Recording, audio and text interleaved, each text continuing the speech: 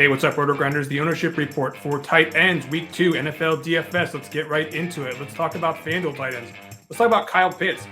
Dude just refuses to actually get it done for us when he's very cheap on this site. But I do think there's going to be a point where the tide is going to turn for Kyle Pitts in his career and his DFS lifestyle. We're going to absolutely want to keep pressing this button until it clicks for him and this Falcons passing offense. Now, at 7,400, you might think Mark Andrews won't be that popular. However, his role in the offense is astounding. The Ravens ran like 11% three wide receiver last week, which is ridiculous.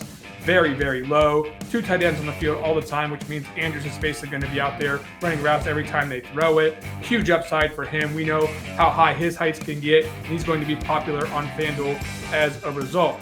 Guys like Hawkinson, Higbee, and Albert O will also be very popular on that site. Now for tournaments, let's go into our Sunday best, scroll all the way down to the bottom here to the tight end section on FanDuel, and let's talk about Darren Waller.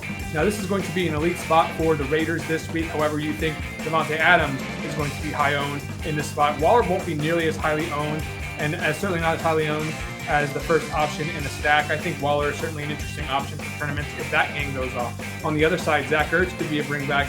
Same spot. 5,200 is very stupid.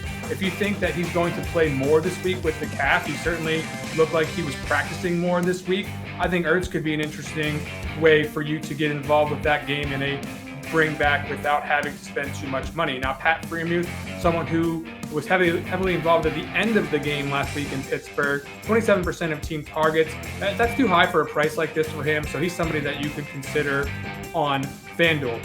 On DraftKings, really quickly, if you're playing on that site in tournament, Juwan Johnson, too cheap, very good tournament option at the minimum salary. Mentioned Waller. Logan Thomas, also very cheap for your line of 3,400. 24% of air yards for the Commanders last week. Great option. Folks, that's going to do it for the ownership report at tight end this week. Be sure to check out all of our positional breakdowns, like and subscribe, etc. For RotoGrinders, I'm Gimino. We'll be back again very soon with more ownership.